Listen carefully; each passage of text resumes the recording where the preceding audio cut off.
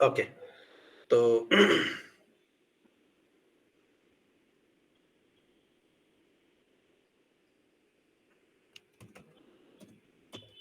Ansible automation.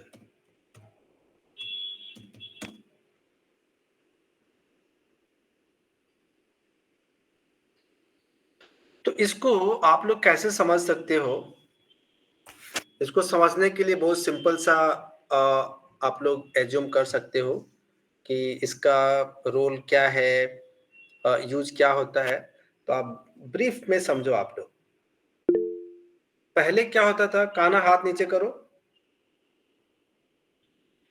Hand नीचे करो अपना। क्लास के बाद हाथ उठाना, ये सब चीजें नहीं चलेगी। ओके, तो पहले क्या होता था कि मान लो कि अ, अभय बोलो क्या दिक्कत है?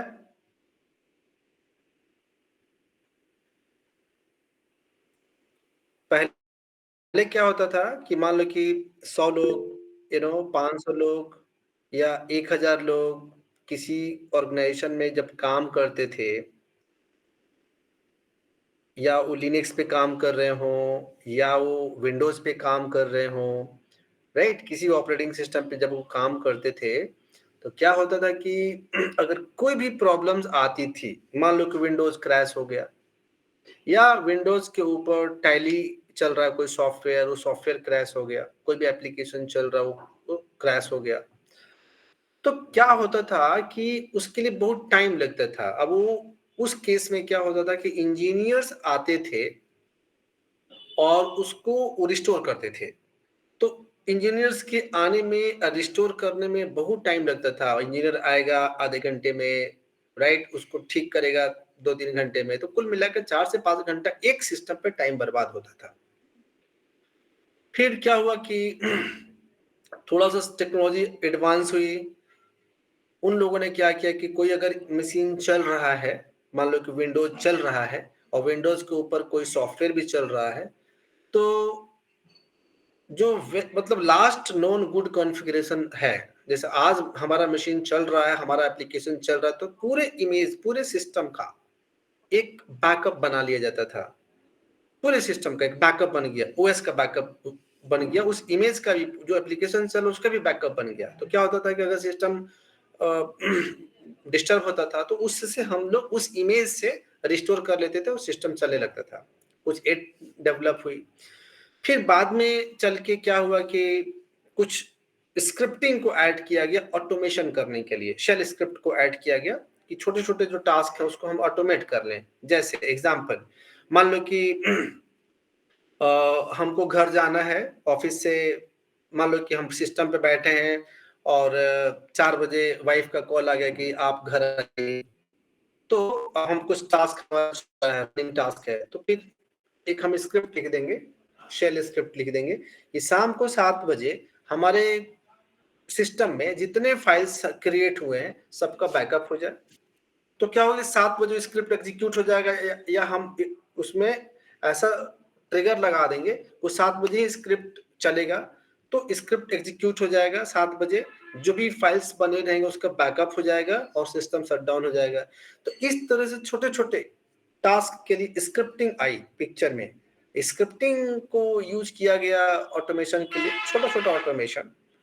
बाद में तो देखो अब धीरे-धीरे टाइम बचने लगा।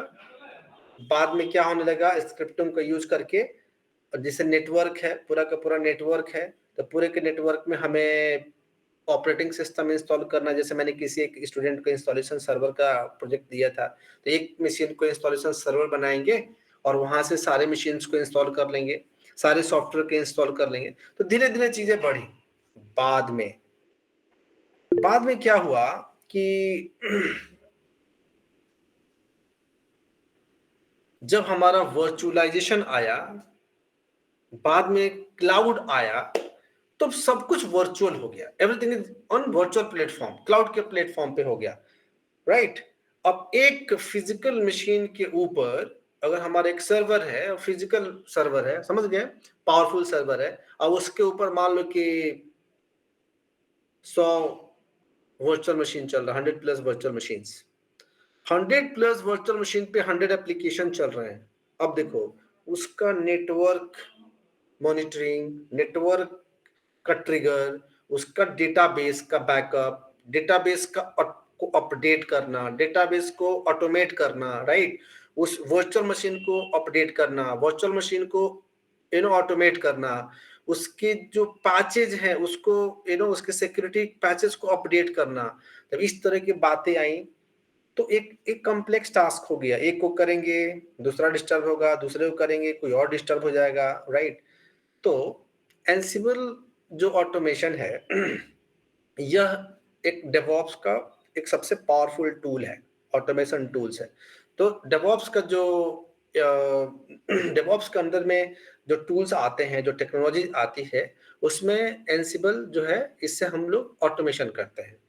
तो क्या ऑटोमेशन करते हैं हम? किसका ऑटोमेशन करेंगे? हम डेटाबेस का ऑटोमेशन कर लेंगे, डेटाबेस को अपडेट कर लेंगे, हम पूरे नेटवर्क का ऑटोमेशन कर लेंगे, हम पूरे वर्चुअल मशीन्स का ऑटोमेशन कर लेंगे, हम उसके ऊपर जो भी एप्लीकेशन चल रहे हैं हम सबका एप्लीकेशंस का ऑटोमेशन कर लेंगे। तो ऑटोमेशन में क्या करते हैं यार? अगर कोई पूछे कि आप ऑटोमेशन में क्या करते हो, एग्जाम्पल, अब छोटे छोटे एग्जाम्पल देके आप उनको समझा सकते हो। ऐसे बोल सकते हो कि मान लो कि हमारे पास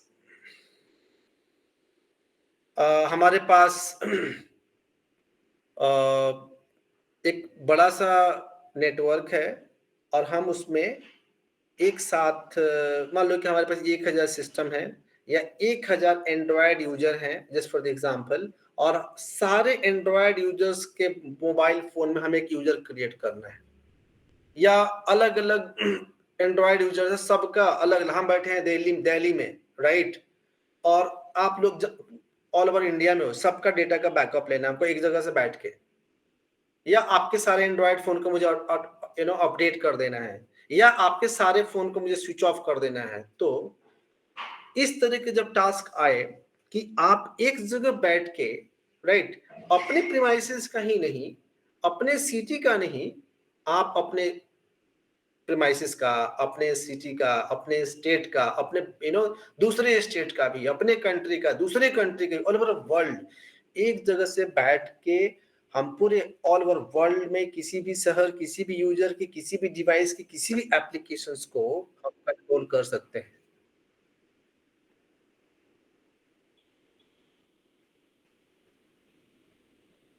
तो जब हम कर सकते हैं कंट्रोल, तो उसमें हम, राइट, हम उसमें कंट्रोल कर सकते हैं, उसको अपडेट कर सकते हैं। ये हम एनसीबल से बखूबी कर सकते हैं। और इसको करने के लिए हम उसमें प्लेबुक लिखते हैं, राइट? तो प्लेबुक जैसे आप प्रोग्रामिंग लिखते हो, सी, सी प्लस प्लस, जावा, पाइथन, पीएचपी, हम एक दिन डेमो करके दिखाए भी थे। इसी तरीके से हम लोग इसमें प्लेबुक लिखते हैं, छोटे छोटे प्लेस लिखेंगे और प्लेस लिख के टास्क को ऑटोमेट करते हैं हर चीज के लिए। जैसे मान लो कि हमारे पास 1000 कंप्यूटर है, 1000 कंप्यूटर पे, सारे कंप्यूटर्स पे हमको एक पीएचपी इंस्टॉल करना है। तो यहाँ पे एक प्लेबुक चलाएंगे, सारे सिस्टम पे पीएचपी इंस्टॉल हो जाएगा। हम यहाँ पे प्लेबुक चलाएंगे, सारे सिस्टम पे पाइथन इंस्टॉल हो जाएगा, राइट? तो एंड जो हमारा एंड यूजर है, जो हमारे क्लाइंट मशीन्स हैं, उन क्लाइंट मशीन पे जो भी पैकेज इंस्टॉल करना है, जो भी सॉफ्टवेयर इंस्टॉल करना है, हम यहाँ से बैठ के कर सकते हैं। जो भी यूजर क्रिएट करना है, हम यहाँ से बैठ के कर सकते हैं। जो फायरवॉल में सेटिंग्स करना है, हम यहाँ से बैठ के कर सकते हैं। बिल्कुल एक जगह बैठ के सबको कंट्रोल करेंगे, फायरवॉल में ऐड कर देंगे, फायरवॉल से रिमूव कर देंगे, राइट? तो बहुत कुछ कर सकते हैं और इसको आपको सीखना है, अंडरस्टैंड? तो क्यों सीखना है? Whether you are a programmer और नॉन प्रोग्रामर।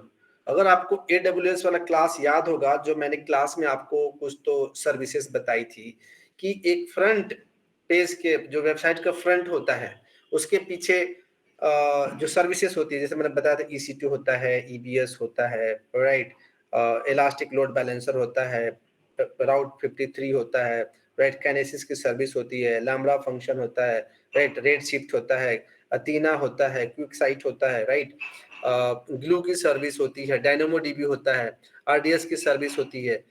वो जो मैंने 30-40 सर्विसेज बताई थी, तो आपको ये समझना है कि जो 30-40 सर्विसेज एक वेबसाइट के पीछे रहता है, वो सारे के सारे सर्विसेज एक वेबसाइट से इंटीग्रेट होता है। हम यहाँ से बैठ के सारी सर्विसेज को ऑटोमेट कर सकते हैं, अपग्रेड कर सकते हैं, राइट? ये हम एंसिबल के थ्रू कर सकते हैं।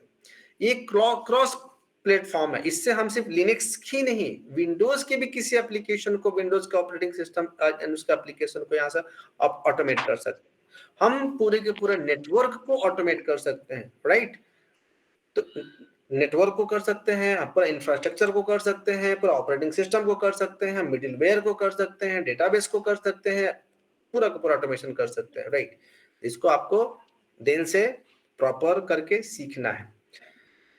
तो सीखने से पहले आपको क्या करना है, सबसे पहले आपको अपने लैपटॉप पे इसका लैब सेटअप करना है कि आप इसको प्रैक्टिस कैसे करोगे।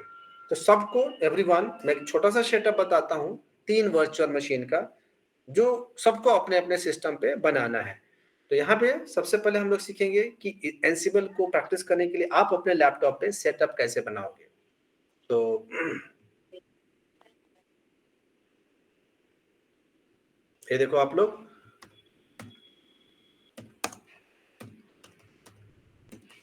to practice Ansible, how to create lab setup। तो लैब सेटअप कैसे बनाओगे आप लोग, तो सबसे पहले क्या करना है, देखो, create 3 virtual machine.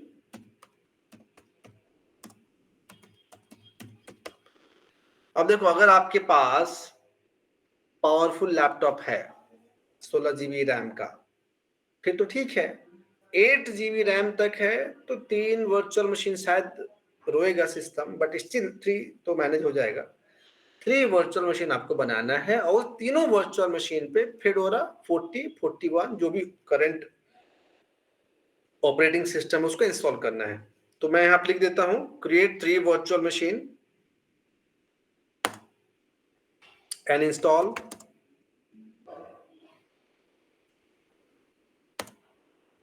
with Fedora 40 operating system.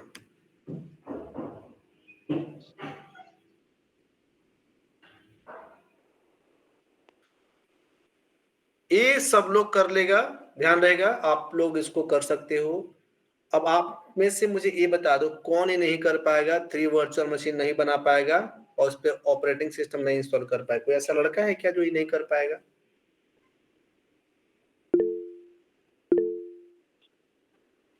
क्यों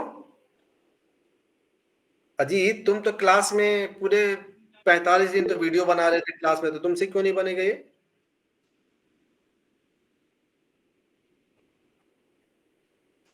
पूरे 45 डेज की क्लास में वो वीडियो बनाता था, अब बोला कि नहीं बनेगा। You have to create 3 VMs। ये लिनक्स का है, ये नहीं बताएंगे। यू हैव टू, चलो हाथ नीचे करो आप लोग। सिर्फ 2 VM में काम नहीं चलेगा? देखो 2 VMs में भी होगा, लेकिन बेस्ट प्रैक्टिस तो नहीं कर पाओगे। सर 8 GB का लैपटॉप 8 GB का है, बट लैग करने लगेगा बहुत। तो 16 GB उसको अपग्रेड कर लो। सत्यकाम म्यूट करो।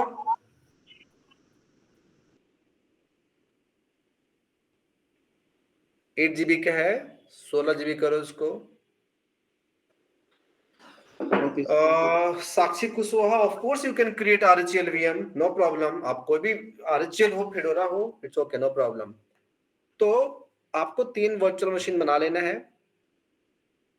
हमने बताया था कि इसमें एक जो वर्चुअल मशीन होगा ना, 3 हो गया, 3 में से एक को क्या करेंगे, कंट्रोल नोड बनाते हैं। एक जो वर्चुअल मशीन होगा उसको एंसिबल का, बोलचाल की भाषा में एंसिबल का सर्वर बनाएंगे और बाकी के 2 को क्लाइंट बनाएंगे, राइट। जैसे एग्जाम्पल इसको आप ऐसे समझ लो, जैसे मान लो कि आपके पास एंड्रॉयड फोन है, एंड्रॉयड फोन में व्हाट्सएप है, सबके पास व्हाट्सएप है। तो व्हाट्सएप का जो सर्वर है, मान लो कि व्हाट्सएप का सर्वर मेरे पास है, तो व्हाट्सएप के सर्वर से कोई कोड चला, तो व्हाट्सएप का सर्वर से एक कोड चला आपके पास और सारे व्हाट्सएप अपडेट हो गए, सारे के सारे व्हाट्सएप ऑटोमेट हो गए। अंडरस्टैंड? उसी तरीके से हम 3 VM जो है उसमें से एक जो वर्चुअल मशीन है उसको बनाएंगे कंट्रोल नोड, मेन मशीन, और बाकी के जो 2 मशीन होते हैं उसको बोलेंगे मैनेज्ड होस्ट, क्लाइंट। तो ये देखो क्या बोलेंगे उसको हम लोग, ये देखो ध्यान से डायग्राम समझो आप लोग।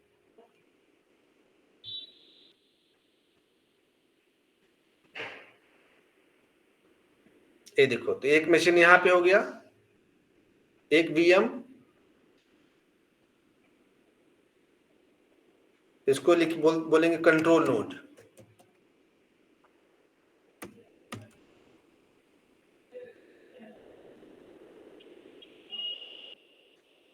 ये हो गया VM1।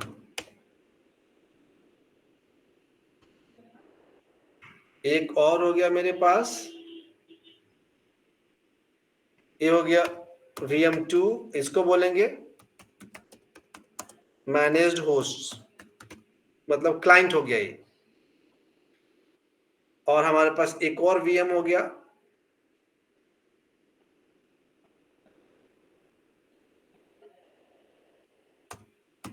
VM3, ये भी मैनेज्ड होस्ट है, ये भी क्लाइंट हो गया। तो 3 वर्चुअल मशीन आपको बना लेना है। कंट्रोल नोड है, उस पे हम लोग जो टास्क परफॉर्म करना है ना, कंट्रोल नोड पे सारा काम करेंगे।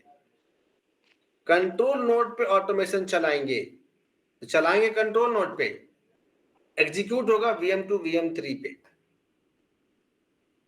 तो ये छोटा सा है 3 VM का, आप इसको मान लेना अपने दिमाग में कि चलाएंगे कंट्रोल नोड पे और ऑटोमेट करेगा 1000 मशीन पे, ऑटोमेट करेगा 50,000 मशीन पे, ऐसा। तो पहला condition 3 VM with fedora 40 operating system या RHEL 9 OS या RHEL 8 OS, क्लियर है। अब क्या करना है, सारे मशीन पे 3 यूजर अब रहना चाहिए, क्लियर है क्या। सारे मशीन पे 3 यूजर, तो क्रिएट हो जाएगा, ये देखो।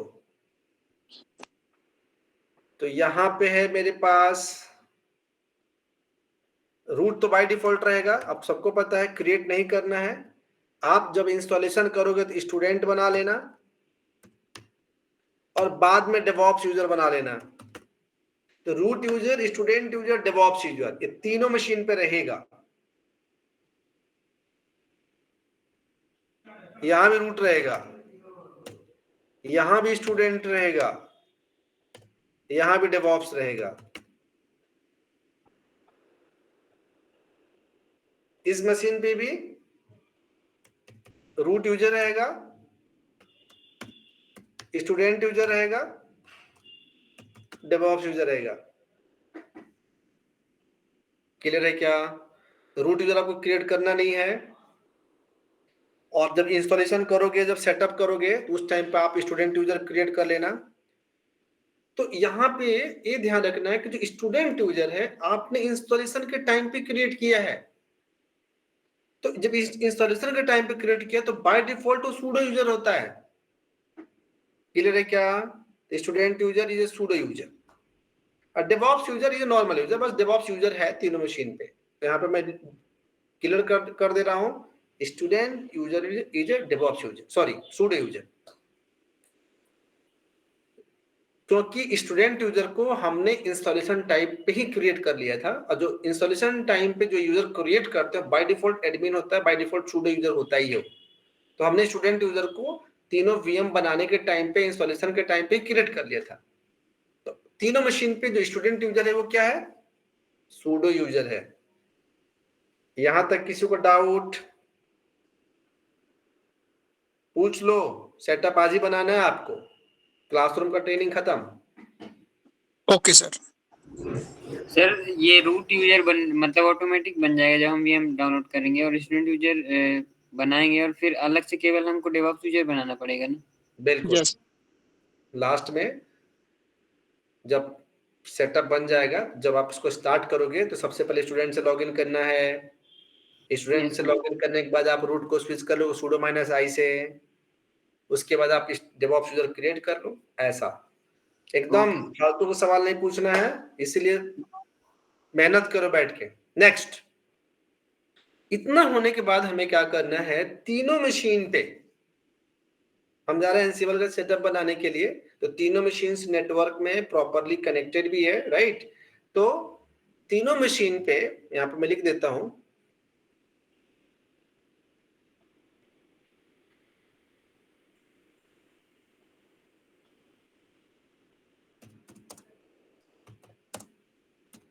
in all 3 VMs install। Sir screen show नहीं हो रही है। हो रही है, थोड़ा वेट कर लो सूरज, तुम्हारा नेटवर्क का प्रॉब्लम है। हो रही है सर। म्यूट करो।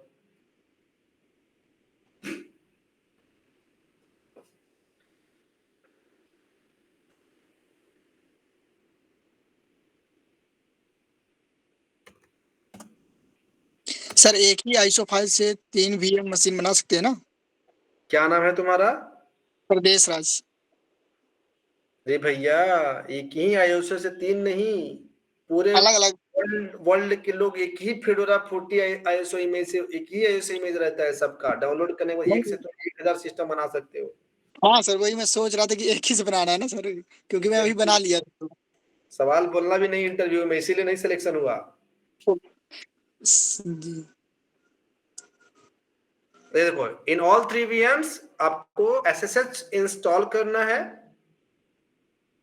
उसके बाद क्या करना है, start and enable.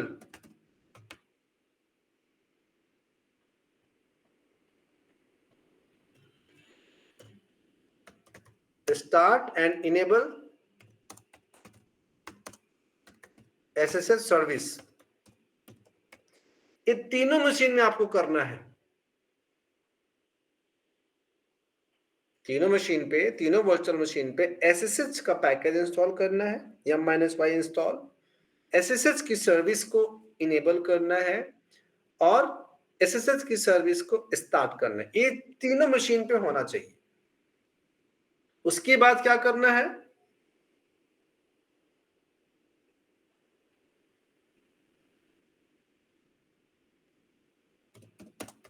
In all 3 machines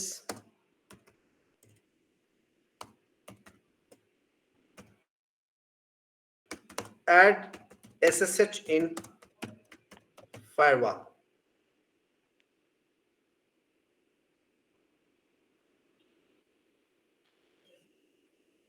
इसको आपको तीनों मशीन में SSH को फायरवॉल में ऐड कर लेना है। ये इतना आपको काम करना है।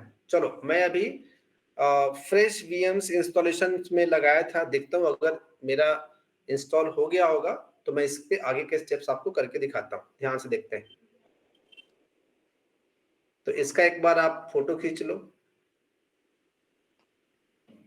रेफरेंस के लिए, स्क्रीनशॉट ले लो। सर लिख लिए।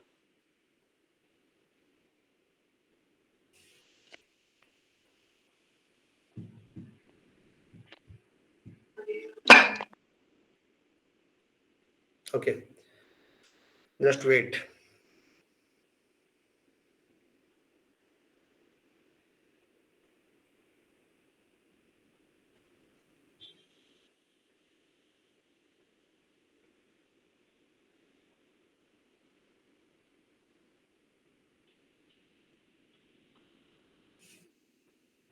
देखो, तुम लोगों पर आने के लिए मैं फ्रेश नया VMs इंस्टॉल करके दिखा रहा हूं कि कोई ये ना कहे कि इसमें पहले से कोई प्रीडिफाइंड सेटिंग्स है। ये देखो, एक मेरा VM1 है, इंस्टॉलेशन कंप्लीट हो चुका है, आप देख सकते हो।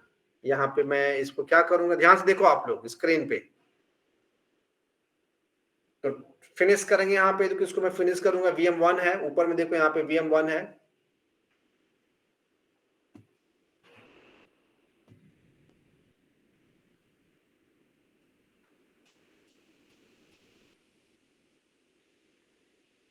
ठीक है, फिनिश किया मैंने। VM2 को, ये देखो VM2 है, इसका भी इंस्टॉलेशन कंप्लीट है, इसको मैंने फिनिश किया।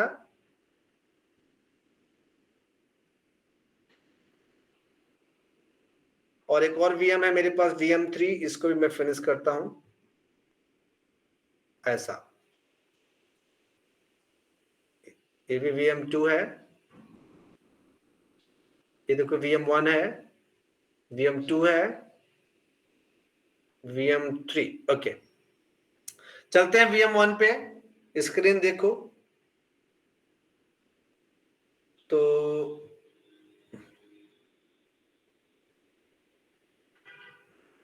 थोड़ा स्लो है सिस्टम, थोड़ा वेट करेंगे। और ये फेडोरा 40 थोड़ा इसका साइज बड़ा भी है।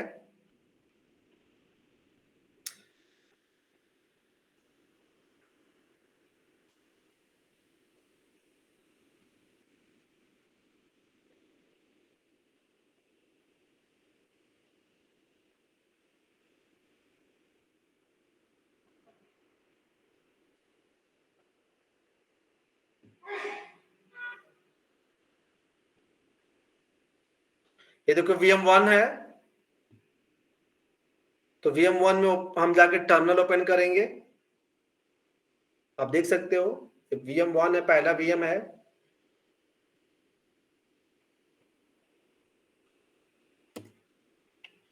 ये देखो, इसको रिबूट करेंगे। तो VM1 मैं रिबूट कर रहा हूं आपके सामने।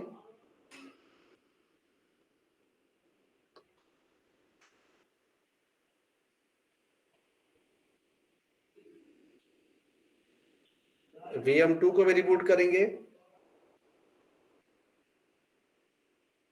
द सेम प्रोसेस के साथ।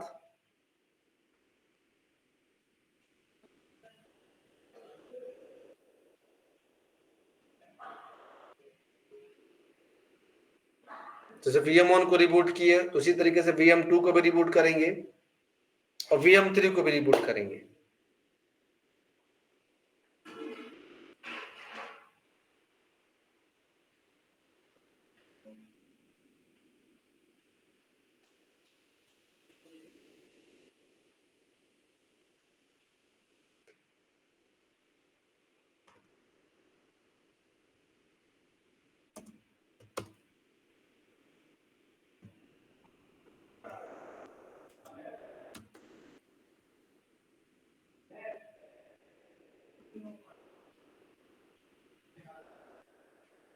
देखो VM1 रिबूट हो रहा है।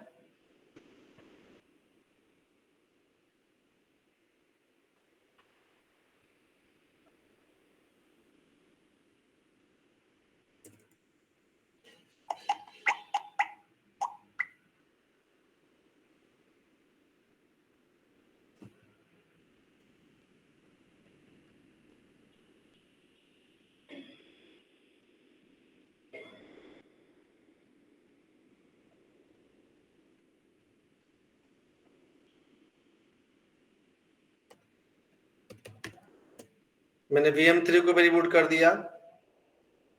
एक बार इंस्टॉलेशन कंप्लीट होता है ना, तो उसको एक बार रिबूट करते हैं।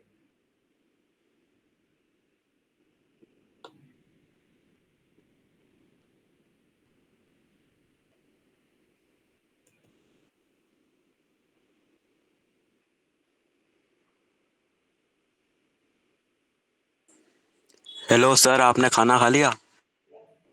कौन हो तुम?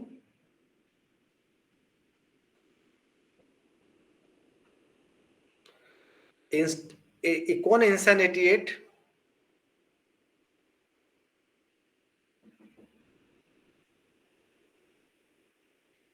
आपका नाम क्या है? सर इंसेन है। क्या नाम बताओ ना, तुम कौन से क्लास के हो? जी सर। किस क्लास के हो तुम? मैंने उसको हटा दिया ग्रुप से। आशीष, तुम लोग क्या स्माइली भेजते हो? हम्म, क्या है ये स्माइली भेजना?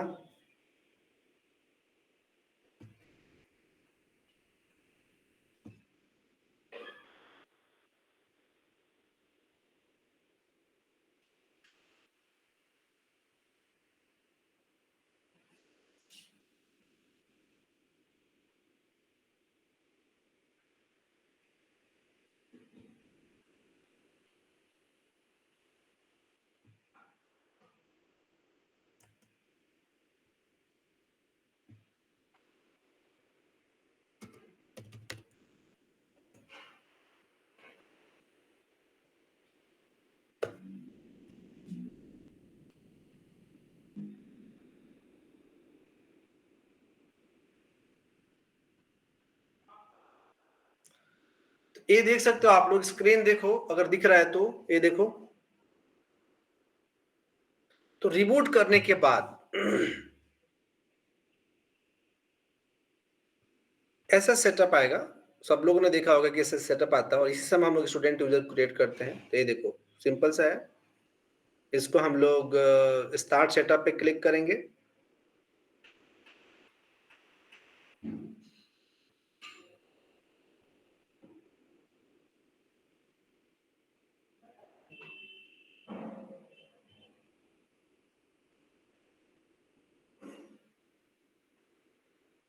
ये देखो यहाँ पे प्राइवेसी, लोकेशन और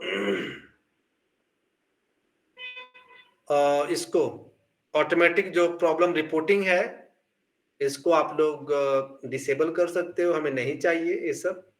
तो इसके बाद अब नेक्स्ट करेंगे। थर्ड पार्टी रिपोजिटरीज आप इसको इनेबल कर सकते हो।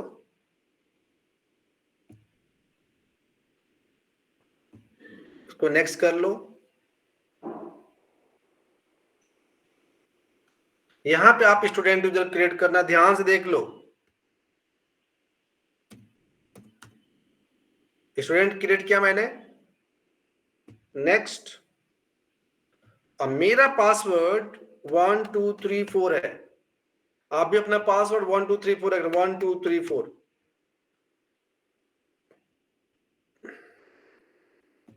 डन।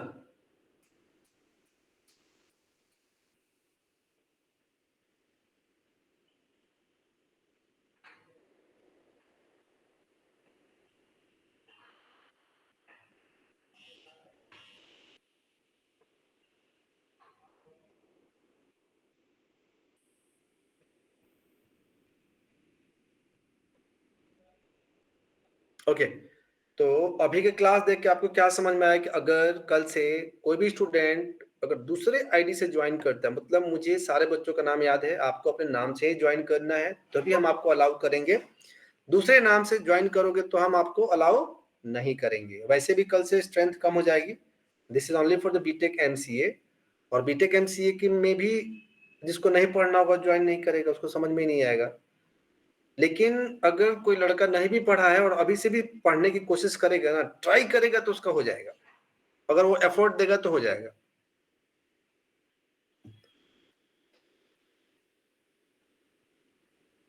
ये देख सकते हो, हम यहाँ पे स्टूडेंट से लॉगिन कर लेते हैं।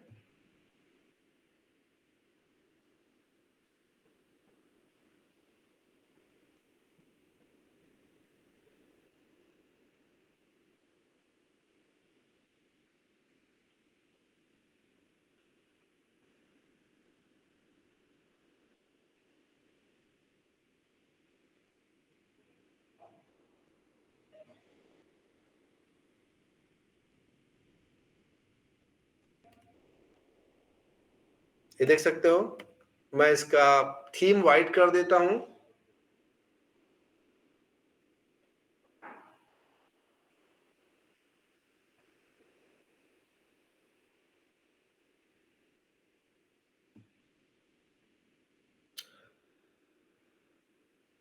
देख सकते हो, ये हमारा फर्स्ट मशीन है। इसमें स्टूडेंट यूजर है। जो प्रोसेस करेंगे ना यहाँ पे एक मशीन में, इसी प्रोसेस को आपको तीनों मशीन में करना है। Same process should be repeated in all remaining 2 VMs, right. तो टोटल 3 VM वर्चुअल मशीन है, सब में वही करना है। तो ध्यान से देख लो, स्टेप्स देखो आप यहाँ पे। तो मैं क्या करता हूँ, इसको सबसे पहले sudo -i कर लेंगे। 1 2 3 4 हम हो गए रूट। ये देखो हम हो गए रूट। इसका होस्ट नेम चेंज कर लो सबसे पहले। होस्ट नेम CTL VM1 है, set - host name। इसका नाम मैं कर देता हूं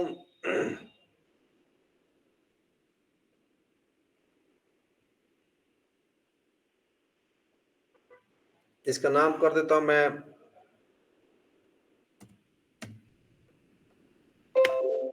node1,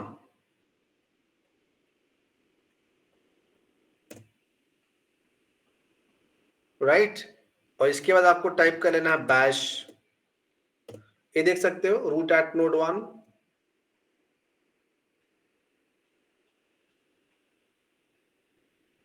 इसमें किसी को डाउट कुछ? एनीवन?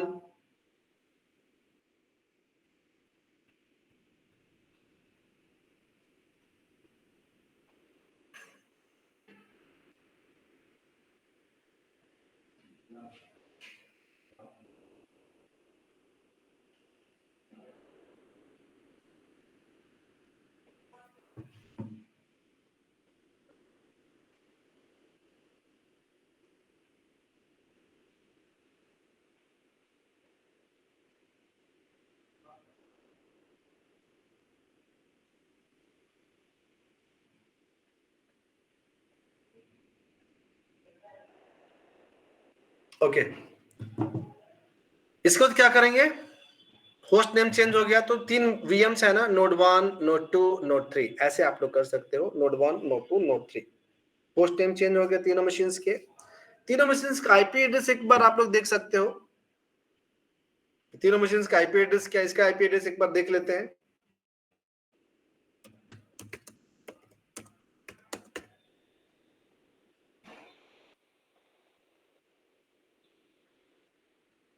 ये देखो 192.168.220.138।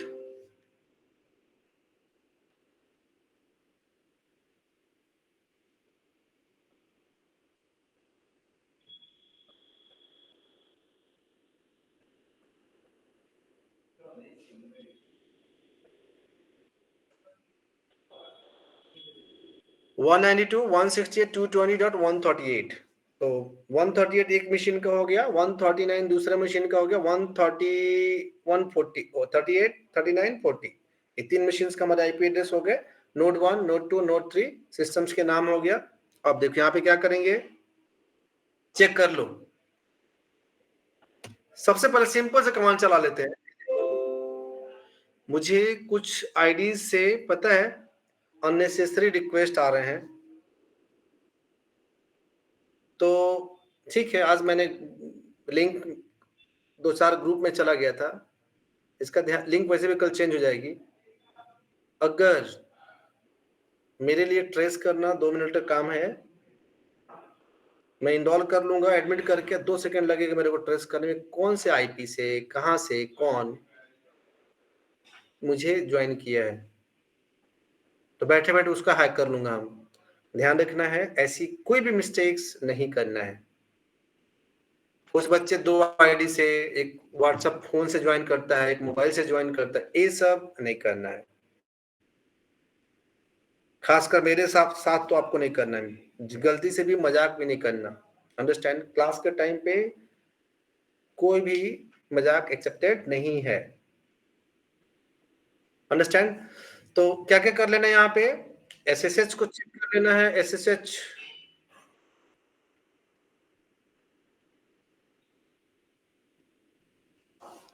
की सर्विस चेक कर लेना है, SSH के पैकेज चेक कर लेना। चलो चेक कर लेते हैं।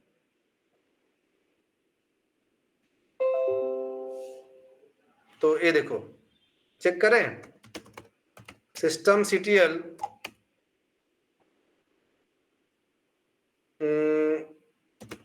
is -active SSHD इनएक्टिव है। अगर हम इसको स्टार्ट कर दें,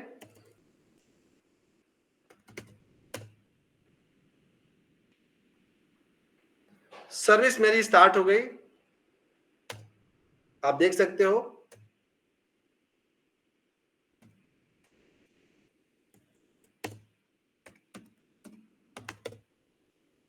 हमने सर्विस को इनेबल भी कर लिया, और ये 2 कमांड चलाने के बाद हमने बाय डिफॉल्ट पैकेज इंस्टॉल रहता है। ये देखो क्या करेंगे, ये वाला कमांड चलाएंगे, firewall -cmd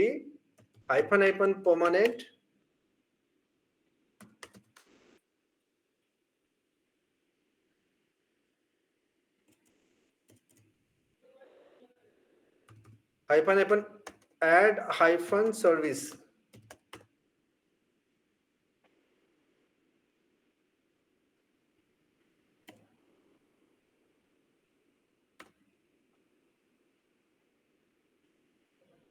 is equal to SSH.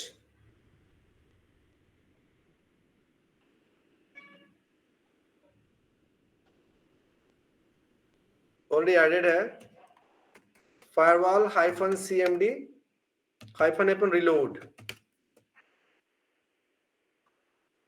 तो ये जो अभी मैंने स्टेप्स किया, अभी ये तीनों मशीन्स पे करना है, तीनों वर्चुअल मशीन्स पे स्टेप्स को रिपीट करना है। कर लोगे आप लोग? इस सेम स्टेप्स को तीनों मशीन्स पे रिपीट करना है। Yes sir. हाँ वैष्णवी बोलो।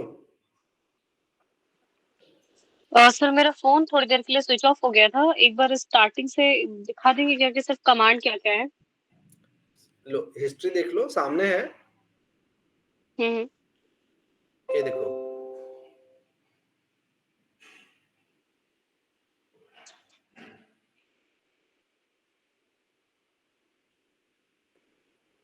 सिंपल सा बाय डिफॉल्ट आपको SSH की सर्विस को स्टार्ट करना है, SSH की सर्विस को इनेबल करना है,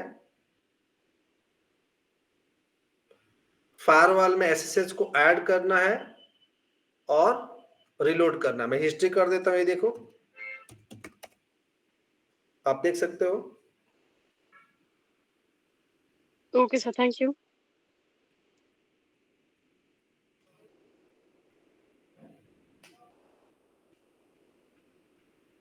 ये जो स्टेप्स है आपको तीनों वर्चुअल मशीन्स पे करना है।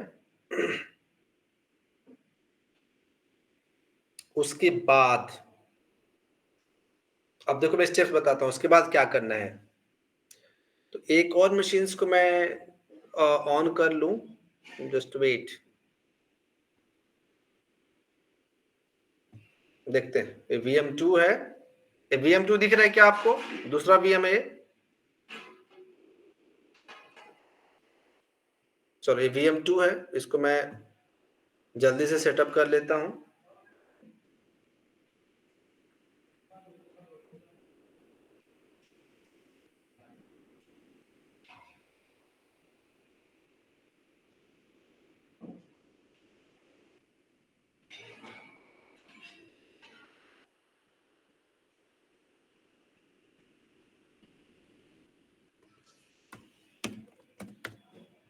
स्टूडेंट,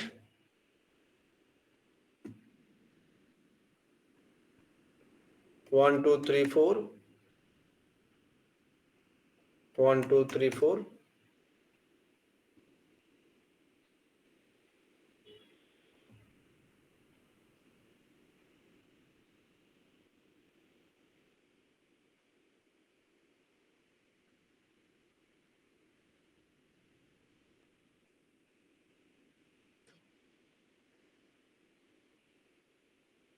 चलो मैं VM3 भी कर लेता हूं, आपके सामने में कर लिया।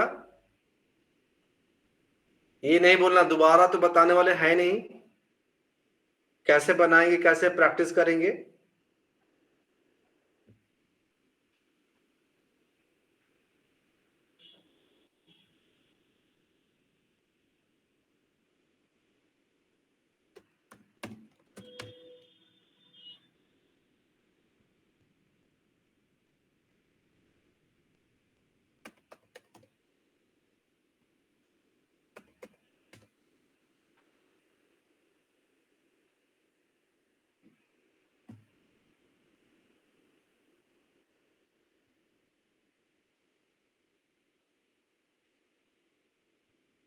ये देखो VM2 है,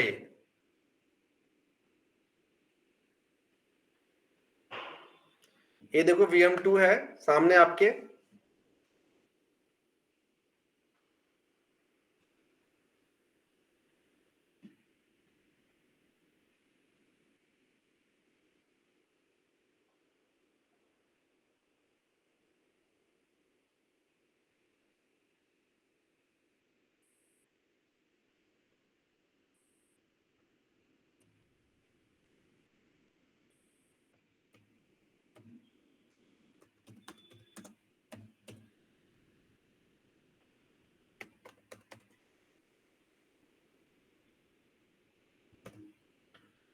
तो मैं इसको व्हाइट थीम कर लेता हूं, जो कि व्हाइट पे दिखता है।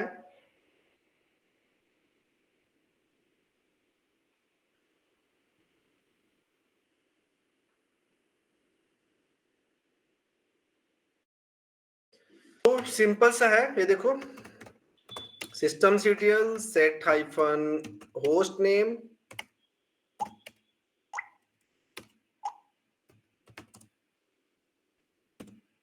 node 2 Sir, host name VTL.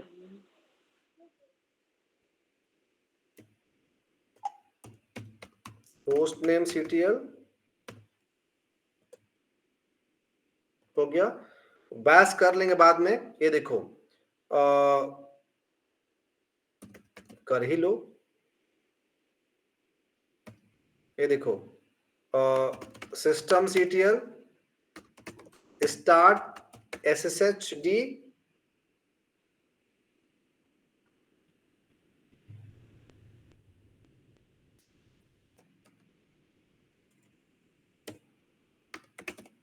enable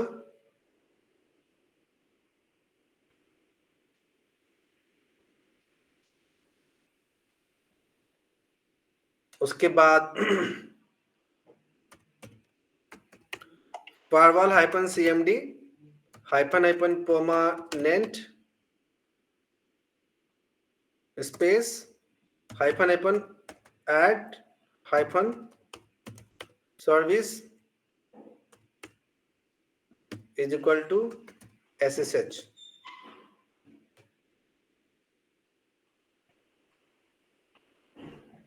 already enabled है, यहाँ पे एक बार रिलोड कर लेंगे, firewall hyphen cmd hyphen reload.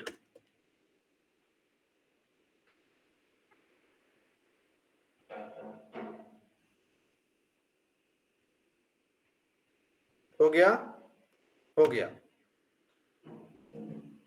मैं यहां से एग्जिट कर लेता हूं, ये देखो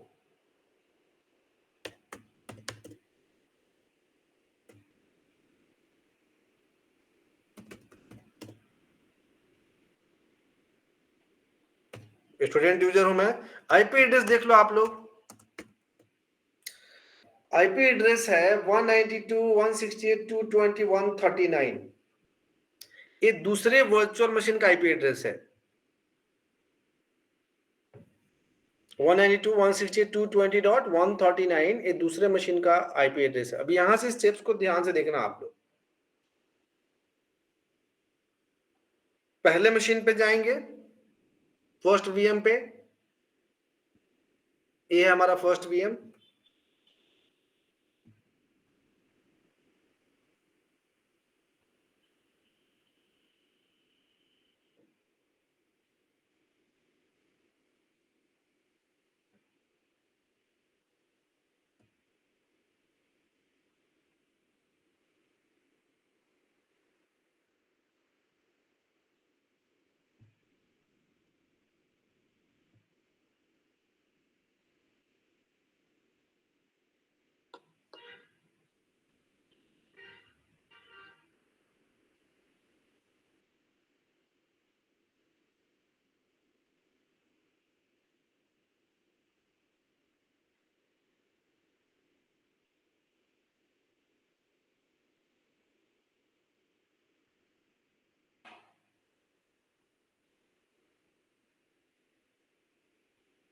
रिबूट हो रहा है, तब तक के लिए मैं आपको एक इंफॉर्मेशन शेयर कर दूं। देखो, जो बच्चे OS 3 में सेलेक्ट हुए हैं, जो भी है उनका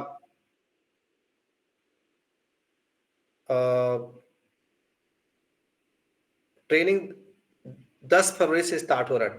10 फरवरी से स्टार्ट हो रहा है, तो मतलब उनकी ज्वाइनिंग 10 फरवरी से हो गई। 10 फरवरी से उनका सैलरी मिलना स्टार्ट। तो अभी तो सर ऐड नहीं करेंगे, जो वेटिंग वाले थे उनको ले लेंगे कंफर्म में। लेकिन अब फैब के बाद मार्च छोड़ के अप्रैल, या अप्रैल भी छोड़ के मई में दोबारा उसकी कैंपस ड्राइव होगी मई में या जून में। तो जो स्टूडेंट सीरियस हैं OS3 के लिए, जॉब होता है, आप लोग का अलग से 5, 6, 7 बच्चों का प्रिपरेशन स्टार्ट करेंगे, 10 बच्चों का। 10 बच्चों का करेंगे तो ठीक से पढ़ोगे तो 10 का 10 हो जाएगा। अंडरस्टैंड? अभी आपके पास समय है, तो जिसको करना होगा आप मुझे अलग से मैसेज कर देना, बैच में ऐड कर लूंगा। सिस्टम स्टार्ट हो रहा, पहला वाला VMs कुछ तो सो गया था तो मैं उसको रिस्टार्ट कर दिया।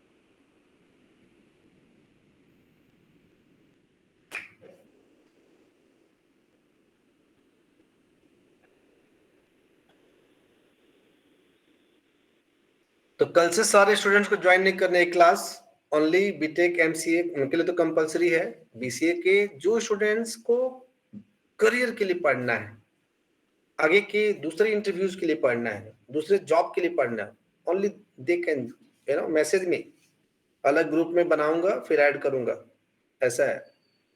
एंड उसके लिए यू हैव टू पे आल्सो।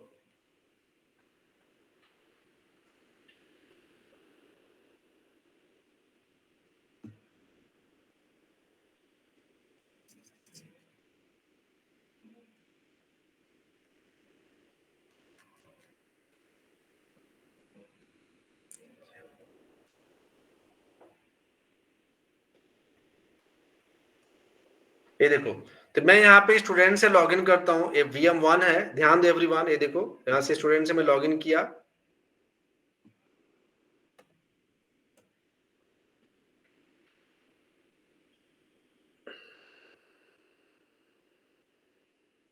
ध्यान से देखना स्टेप्स, ये स्टेप्स छूटना नहीं चाहिए। ये स्टेप छूटा एनसीएल की प्रैक्टिस नहीं होगी।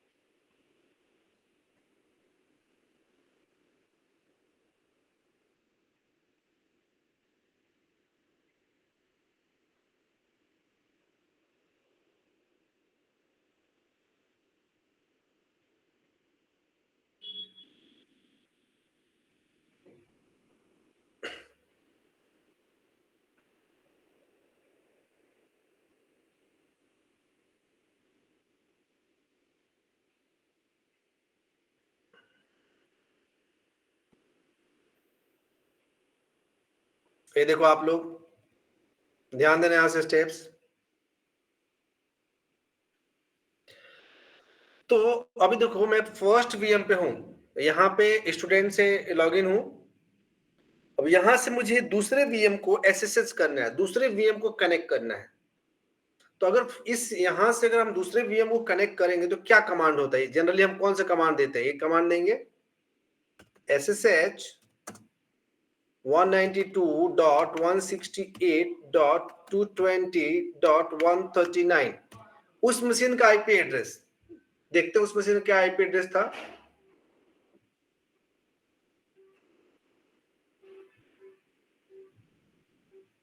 मशीन पे लोड ज्यादा पड़ रहा है, ठीक है, यही था 1। इसका IP एड्रेस मैं देख लेता हूं, अपने मशीन का देख लेता हूं तो मुझे उसका ही पता चल जाएगा। ये देखो मेरा 138 है, 192.168.220.138। ये देखो SSH 192.168.220.139। तो ध्यान देना यहाँ पे क्या, मैं स्टूडेंट यूजर हूं यहाँ पे, और स्टूडेंट यूजर से दूसरे मशीन के आईपी एड्रेस को मैं कनेक्ट कर रहा हूं, ये उस मशीन के स्टूडेंट से ही कनेक्ट करेगा, राइट। चलो कनेक्ट करता हूं, एंटर। यहां पे लिखेंगे यस। ध्यान देना आप लोग कैसे मैं कनेक्ट कर रहा हूं दूसरे मशीन को। अब ये उस मशीन का, दूसरे मशीन का पासवर्ड मांग रहा है, पासवर्ड 1 2 3 4। अब हम दूसरे मशीन को लॉगिन कर लिए। यहां पे किसी को डाउट है क्या? पहले मशीन से दूसरे मशीन मैंने एसएसएच किया, इसमें किसी को डाउट है? एसएसएच मतलब हमने दूसरे मशीन को कनेक्ट किया, स्टूडेंट यूजर से कनेक्ट किया है।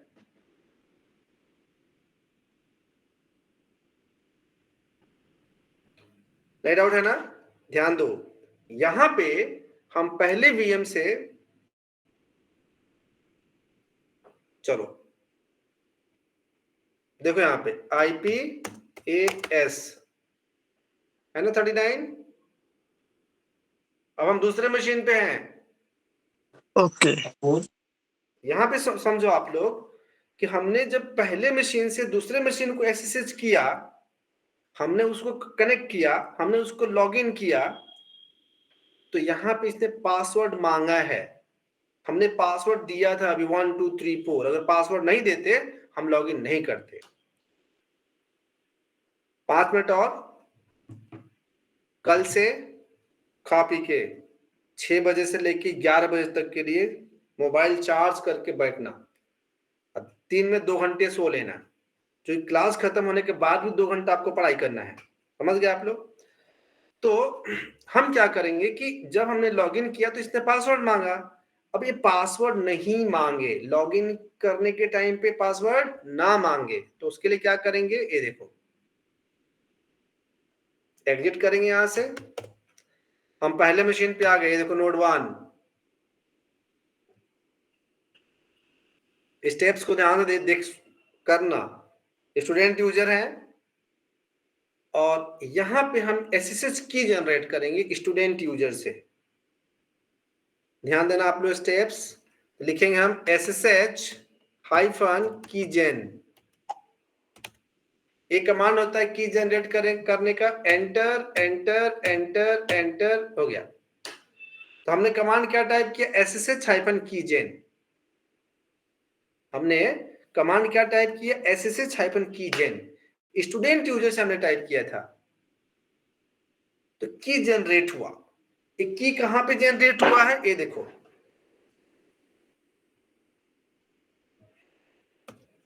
ls/home.ssh।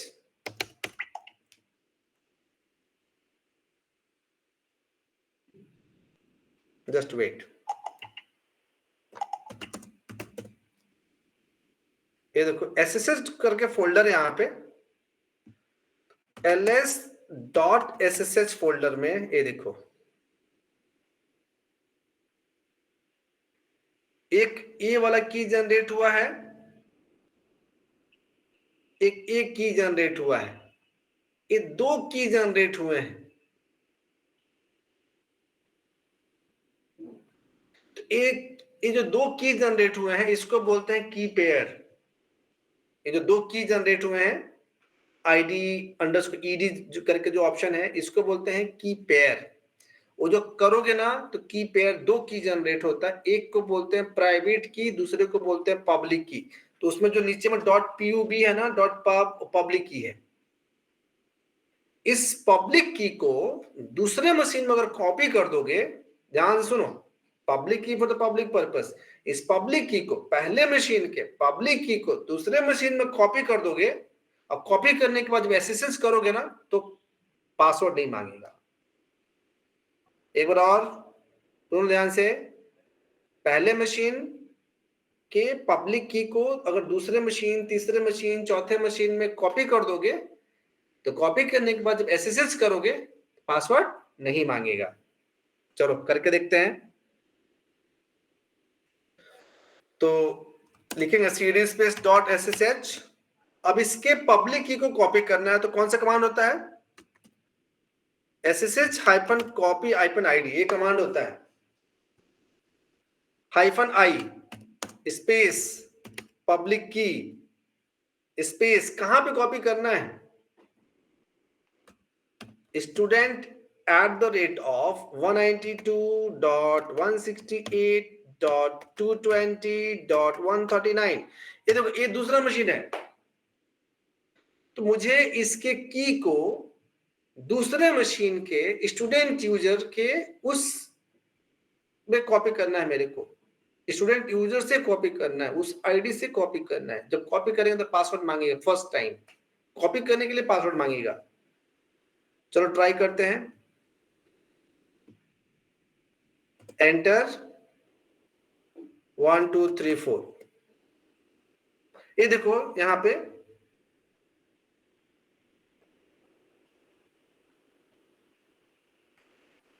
नंबर ऑफ की एडेड। तो दूसरे मशीन पे क्या हुआ? पहले मशीन का की चला गया,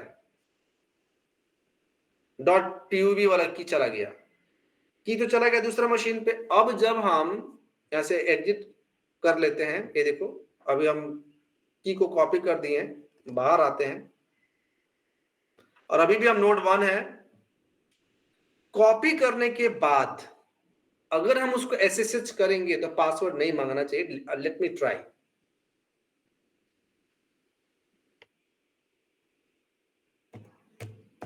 ये देखो सिंपल, एंटर, पासवर्ड नहीं मांगा। नोट 2,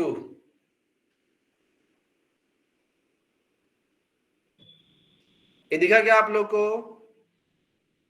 क्यों पासवर्ड नहीं मांगा? क्योंकि पहले मशीन का की हम दूसरे मशीन पर ऑलरेडी कॉपी कर चुके हैं। इस स्टेप्स को अब देखो, जहां से अभी मैंने क्या किया, VM2 पे कॉपी किया, फिर इसको VM3 पे कॉपी करना है। VM4 है तो VM4 पे भी कॉपी करना है, VM5 है तो VM5 पे भी कॉपी करना है। सुनो, तो स्टूडेंट से लॉगिन करना है, तीनों मशीन पे की कॉपी करना है, एक पार्ट हो गया। नेक्स्ट रूट से लॉगिन कीजिए, एवरीवन रूट से लॉगिन कीजिए, पहले मशीन पे की को जनरेट कीजिए और फिर रूट यूजर से पब्लिक की को चारों मशीन पे कॉपी कीजिए। फिर डेवऑप्स यूजर से लॉगिन कीजिए, SSH की जनरेट कीजिए, उसका पब्लिक की को आप चारों पांचों मशीन पे कॉपी करना है। मतलब हर यूजर से, मेन मशीन पे 3 यूजर है ना, तीनों यूजर से 1 by 1 लॉगिन करना है, की जनरेट करना है, पब्लिक की को सारे मशीन पे कॉपी करना है। यस दाशनवी। सर अभी जो आपने बताया ना रूट से की बनेगा, है ना? मतलब रूट से की बनाना है, देन उसके बाद अपन को अलग अलग VM पे वो जाके कॉपी करना है। फिर अभी आपने उसमें एक और पॉइंट ऐड किया, वो थोड़ा समझ नहीं आया लास्ट का। डेवऑप्स यूजर, 3 यूजर था ना, तीनों VM में तो हाँ 3 हाँ। 3 यूजर थे ना। स्टूडेंट, अभी हमने स्टूडेंट से किया, फिर आप रूट से कर लो, फिर डेवऑप्स यूजर से भी करो। तो मतलब वही सेम की को अपन बार बार जनरेट करेंगे और फिर बार बार अपन को कॉपी करना है, ऐसा? सुनो, ऐसे नहीं बोलना है, सेम की नहीं बोलना है। आपको बोलना है मतलब हम पहले मशीन पे रूट से लॉगिन करेंगे, की जनरेट करेंगे, जो ओके पब्लिक की है उसको सारे मशीन में कॉपी कर देंगे। फिर डेवऑप्स यूजर से लॉगिन करेंगे, SSH की जनरेट करेंगे, उसके पब्लिक की को सारे मशीन में कॉपी कर देंगे। ठीक है, ओके। ठीक है, कुछ भी नहीं बोलना। इंटरव्यू में इसलिए आप लोग फंस जाते हो, फीलिंग्स कुछ और आती है, बोल कुछ और देते हो, इंटरव्यूअर तो पकड़ लेता है आपने ऐसे कैसे बता दिया। तो इतना करोगे ना, आपका एनसिबल का सेटअप रेडी हो जाएगा। अब तब हम लोग एनसिबल पढ़ेंगे और प्रैक्टिस करेंगे। तो भैया लोग आज की रात तैयारी कर लो, इसको बना लो, क्योंकि ये ऑनलाइन क्लास है और कल से जो क्लास चलेगा ना, इसको पकड़ना बड़ा मुश्किल है। तो हम जस्ट पढ़ाएंगे, क्योंकि 45 दिन तो आपको खड़ा होकर पढ़ाया हूं, अब बैठ के पढ़ाने दो मुझे।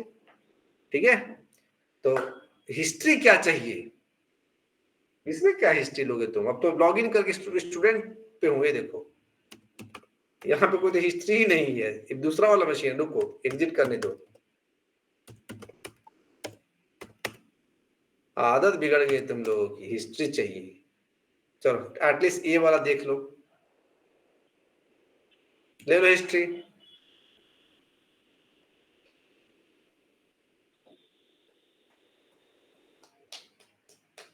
तो सेटअप बना लीजिए आप लोग, कल से पढ़ाएंगे। कुछ सर्वर भी छूटा हुआ होगा, वो भी पढ़ा देंगे इसी क्लास में। एनसिबल भी हो जाएगा, ये बहुत रॉकेट की तरह फटाफट खत्म हो जाएगा। तो हम लोग अब तैयारी कर रहे हैं अगले इंटरव्यू की, अगली कंपनी की। तो जो अच्छे अच्छे बच्चे हैं पहले उनकी नौकरी लग जाएगी, तो जो बच्चे हैं उनको बाद में लगाएंगे। अभी तो 10,000 पे लगा, फिर 3.5 लाख पे लगा, कुछ लोगों को 4.5 लाख पे लगेगा, कुछ लोगों को 6 लाख पे भी लग जाएगा, राइट। कुछ 1-2 लोगों को 8-9 लाख पे लगेगा, 1 या 2 बस। तो तैयारी करते रहिए, पढ़ाई करते रहिए, राइट। तो हम अच्छा, बाकी चीज किसी भी चीज के लिए पैनिक नहीं होना है। टाइटल देंगे, बताएंगे, तो आप जमा करना, परेशान नहीं होना है। पढ़ रहे हो ना, मन लगा के पढ़ाई करो, नौकरी लेना है, बाकी कोई कुछ नहीं पूछेगा। तो आज का क्लास हो गया हम लोग का।